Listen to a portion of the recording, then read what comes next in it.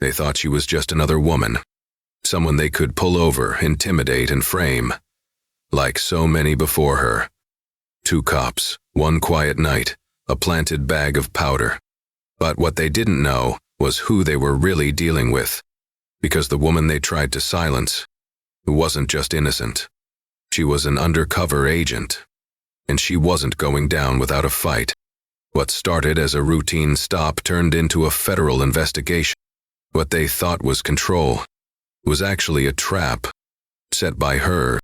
This is the story of Monica West, and how she took down an entire system without ever raising her voice. It was just after midnight in Glendale, Virginia, a town that rarely made the news, where the biggest headlines usually involved high school football scores and lost pets. But tonight, under the cold glow of flickering streetlights, something far more serious was beginning to unfold. Monica West, a poised woman in her late 30s, was behind the wheel of her black SUV. The dashboard clock read 12:09 a.m. She had just wrapped up the final leg of a deep undercover operation, one that had taken her 6 months of careful infiltration, staged cover identities, and late-night intel drops. From the outside, Monica looked like any other woman driving home after a long shift. Hair pulled into a loose bun, a hoodie slightly creased from hours in the car, fingers tapping absently on the wheel. But her eyes, calm, scanning, calculating, betrayed her true nature. She wasn't tired, she was alert, because she knew the most dangerous moment in any mission is the exit. As she rolled through the empty suburban streets, Monica mentally reviewed the data she had secured. Audio recordings, internal emails, bribery trails, everything. It was all stored safely in a drive stitched into the hem of her jacket. 1 step out of town, and it would be transmitted securely to federal hands. She was nearly free. At the next intersection, Monica eased to a stop. The red of the stop sign glinted off her windshield. She held the brake for a full 3 seconds.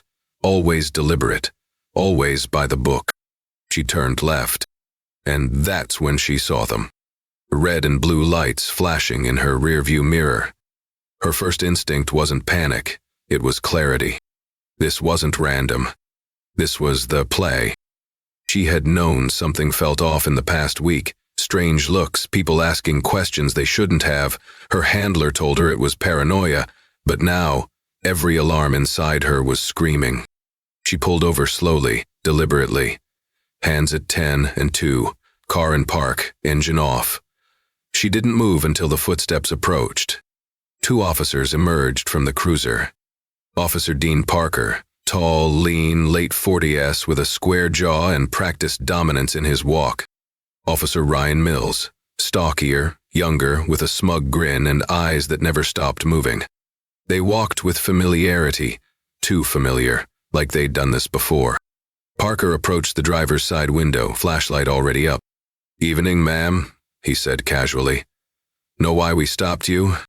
Monica looked him straight in the eye.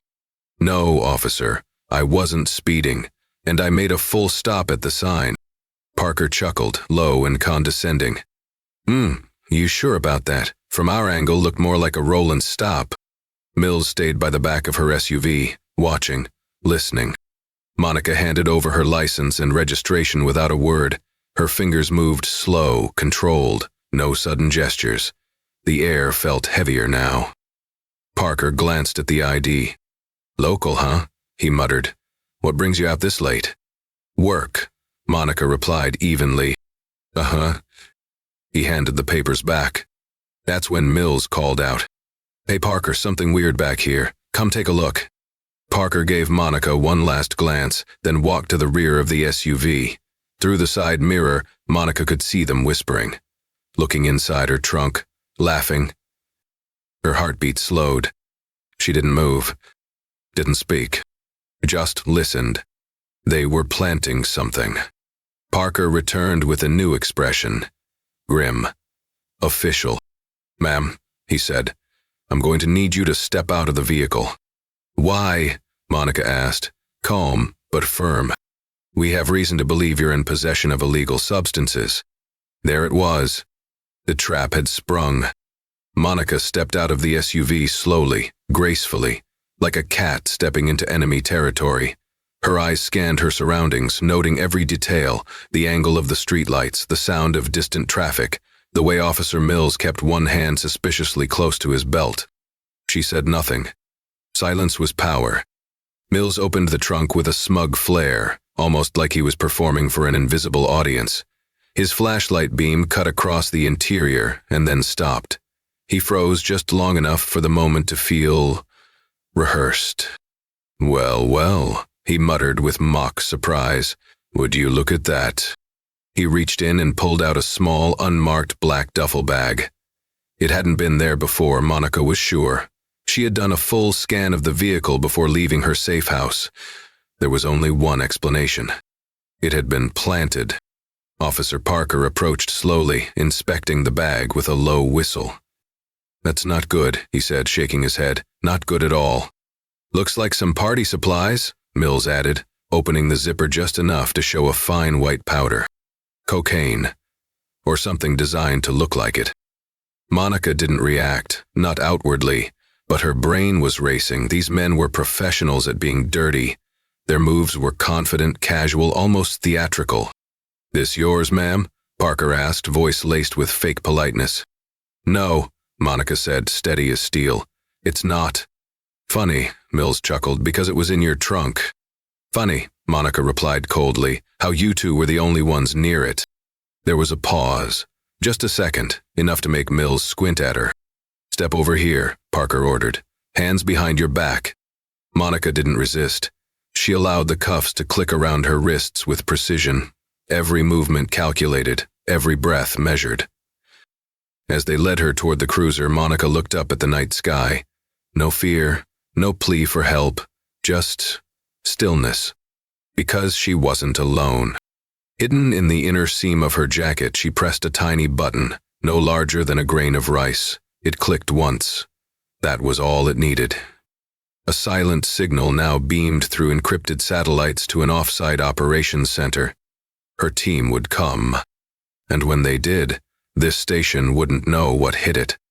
The cold white lights of the station flickered as Officer Noah Reed sat behind the intake desk, fingers resting idly on the keyboard. His shift had just begun, but something already felt off. Monica West had just been brought in. Cuffed, calm, composed. She didn't speak unless asked. She didn't cry. She didn't protest. She watched. That alone unsettled Reed. He had seen dozens of suspects, some loud, some aggressive, most confused or scared. But Monica? She moved like someone who was still in control, even in handcuffs. From his desk, he watched as Officers Parker and Mills led her through booking. Their energy was strange, cocky, like two kids who had just pulled off a prank and couldn't wait to show it off. Mills dropped a small evidence bag onto the counter with a dramatic flourish. "Found this beauty in her trunk," he said with a grin. "She didn't say much," Parker added. "Quiet type." Monica said nothing. She simply stood there, eyes fixed on the surveillance camera above the desk. Like she knew it was there, like she was counting the seconds. Reed cleared his throat and opened a fresh intake form. "Name? Monica West. Occupation?" She hesitated. "Consultant," she said, voice flat but firm. Reed raised an eyebrow but didn't press. He typed silently. As he processed her fingerprints, he noticed something odd. Her file lacked employment records. Just one vague entry. No criminal history, no recent traffic tickets, no red flags. Except one. Everything was too clean. A gut feeling crawled up his spine, the kind they had tried to teach him to ignore in training. But tonight, he didn't want to ignore it. In the holding cell, Monica sat quietly, her back straight, her gaze steady. She didn't move much. She didn't need to. She was observing, clocking the sounds, memorizing the hallway patterns, counting footsteps. Across the station, Reed couldn't stop glancing at her. Something's wrong, he thought. Not with her. With them. He pulled up the arrest report written by Parker. It was polished. Too polished. The exact language he had seen in other reports. Failure to fully stop at intersection. Suspicious behavior. Verbal consent to search vehicle. Substance discovered in trunk. It was scripted, word for word. He checked another case from last month, same format. And another. Same again. All tied to Parker and Mills. All involved verbal consent. All suspects were people of color. Reed felt his pulse quicken. His palms grew cold. He minimized the file and looked across the room, toward Monica's cell. She wasn't a criminal. She was a lit match. And the fuse had already been lit. Officer Noah Reed couldn't focus. Not on the forms in front of him, not on the chatter of his fellow officers, not on the cold coffee slowly going stale on his desk. His mind was spinning. He had seen patterns before, he just didn't want to believe them. But now they were undeniable. Too many similar arrests, too many convenient discoveries, too many people who never stood a chance. He looked again at Monica's intake photo. Her expression was unreadable, calm, almost detached. But her eyes, they had something behind them. Not fear, not defiance. Control. She knew something, or more likely, she had known all along. Reed's cursor hovered over her arrest report. He scrolled slowly, rereading the same words again and again. Subject failed to stop at intersection. Subject gave verbal consent. Suspicious package discovered. Positive field test. Every sentence looked copied and pasted from dozens of others. He opened another report, then another, then another. Identical structure, identical language, same officers, same victims. His stomach turned. Down the hall, Monica sat on the cold bench of her holding cell. She had barely moved in the last hour, but her mind hadn't stopped once. Every moment was an opportunity, every sound a detail to file away. She could hear the station settling into its late-night rhythm, shuffling paperwork, the crackle of radios, the occasional burst of laughter. But she was listening for one person. Reed. He was close. She could feel it. Not ready yet, but getting there. Reed opened the department's internal archive and typed in a query. Parker plus Mills, arrest history, last 6 months. He hit enter. The screen filled instantly. 52 arrests. 44 were minorities. 38 involved vehicle searches. All searches were verbal consent. All evidence bags were found near trunk area. This was no coincidence. This was a pattern, a system, a machine. And now, Monica was the one who refused to fit. His hands trembled slightly as he moved to the internal messaging system, the one rarely used, designed for confidential reporting. He paused, just for a second. What would happen if he sent this? Would they come after him? Would anyone even care? Then he looked up, through the glass, across the bullpen, straight into Monica's eyes. She was watching him, not pleading, not warning, just waiting. He took a breath and typed. Internal Affairs, Secure Channel. Subject, Pattern of Misconduct, Officers Parker and Mills. I believe there is a consistent and deliberate pattern of abuse involving officers Dean Parker and Ryan Mills. Attached are arrest reports from the past 6 months, along with discrepancies in matching language. Please initiate review. Officer Noah Reed. He hit send.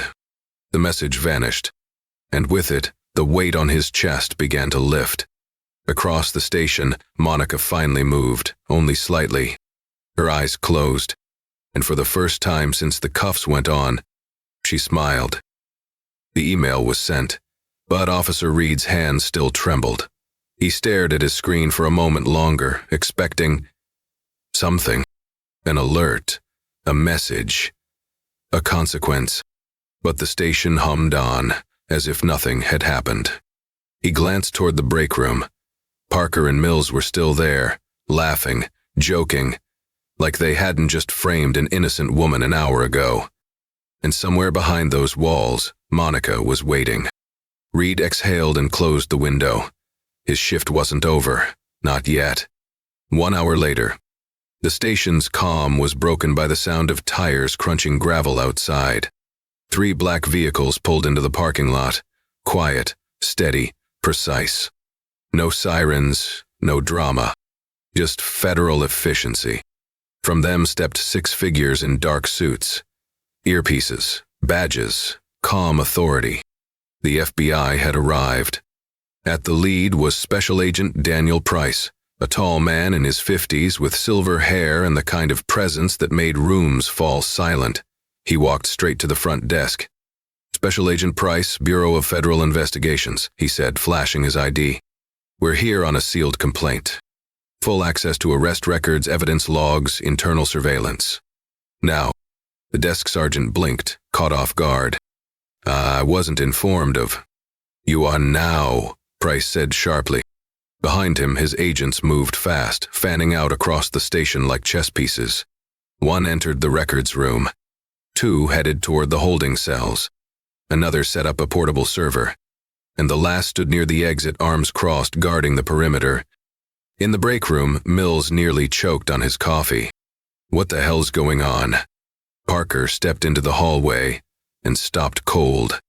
He saw the FBI seal, the suits, the boxes being rolled in. And then he saw Reed, sitting at his desk. Still, quiet, but this time, not nervous. Ready. Their eyes locked, for a second too long. And that's when Parker knew. It was him. Inside the holding cell, Monica heard the shift. Boots hitting tile, voices moving faster, radio chatter climbing in pitch. She opened her eyes. A faint smile curled at the corner of her lips. It had begun. Agent Price oversaw the extraction of data. One by one, he and his team pulled surveillance footage, compared timestamps, and matched files. Everything Reed had sent? Confirmed. And worse. Identical wording in over 40 reports. Missing audio.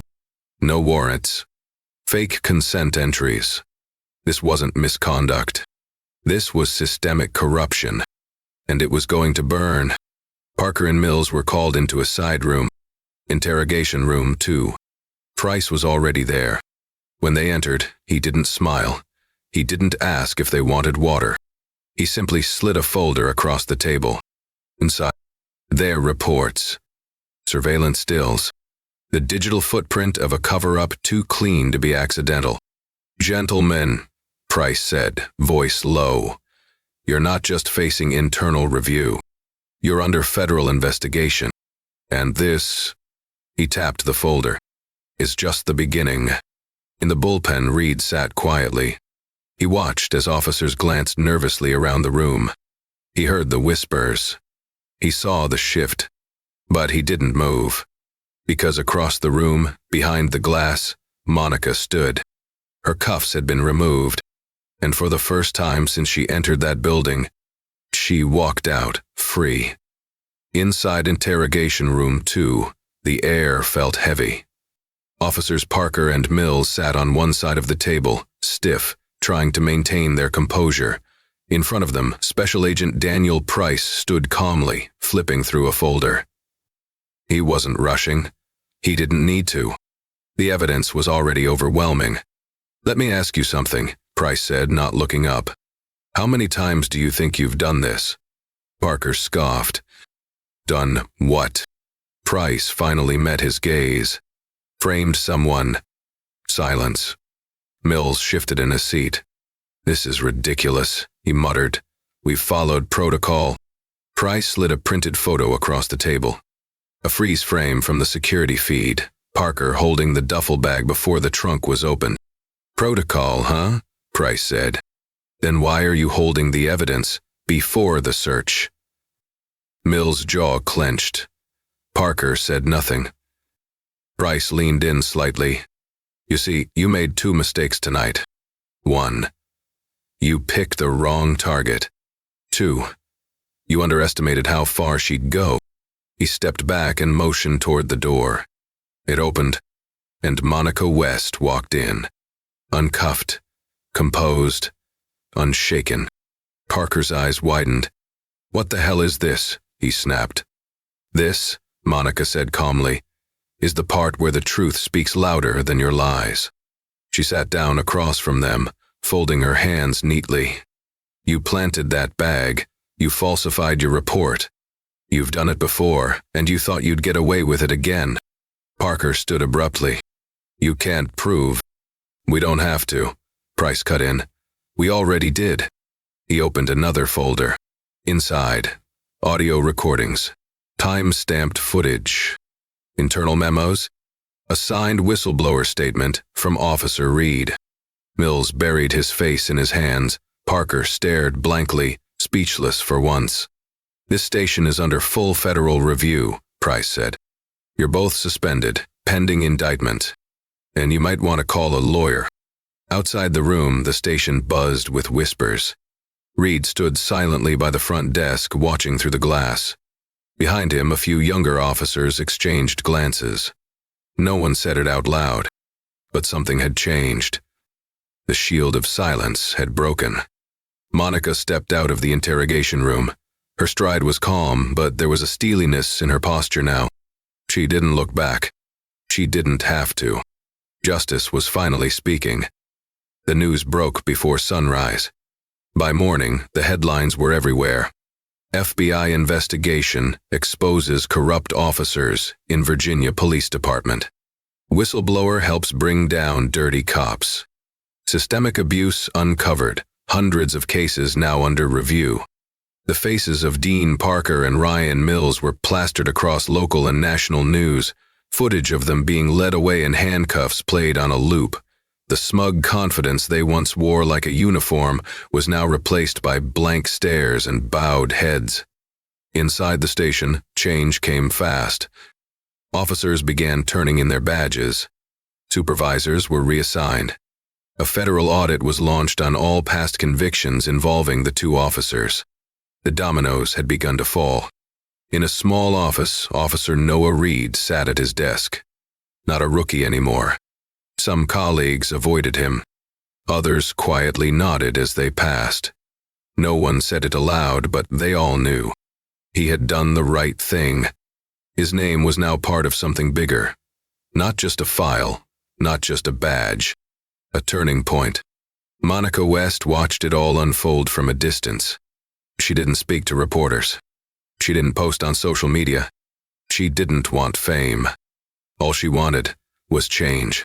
And it was happening. Weeks later, a courtroom stood silent as the final verdicts were handed down. Guilty. Both Parker and Mills were sentenced to 15 years for misconduct, obstruction, and conspiracy. Appeals were denied. Their careers were over. And one by one, cases they had handled began to unravel. Charges dropped, records expunged, innocent people set free. In a quiet park on a windy afternoon, Monica sat on a bench with a coffee in hand.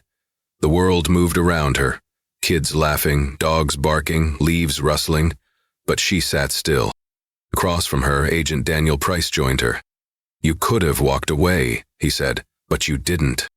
Monica smiled faintly. I don't walk away from rot. I remove it. There'll be more, Price said. There's always more. She nodded. Then I'll be ready. A breeze passed between them, scattering leaves across the path. And just like that, Monica stood. No ceremony, no spotlight. Just quiet steps forward, into whatever came next. Because justice isn't loud. It's steady. And sometimes it looks like one woman, refusing to be silenced. They tried to silence her. They tried to bury her in lies. They thought no one would notice, and that no one would care. But they were wrong, because sometimes it only takes one voice, one woman brave enough to say, not this time. Monica West wasn't a hero in a cape. She didn't fight with fists or fame. She fought with clarity, with truth, with patience that outlasted corruption. And in the end, that was enough. Because real justice doesn't always come with applause. It comes quietly, in handcuffs snapped shut on the guilty, in records wiped clean for the innocent, in systems finally forced to change.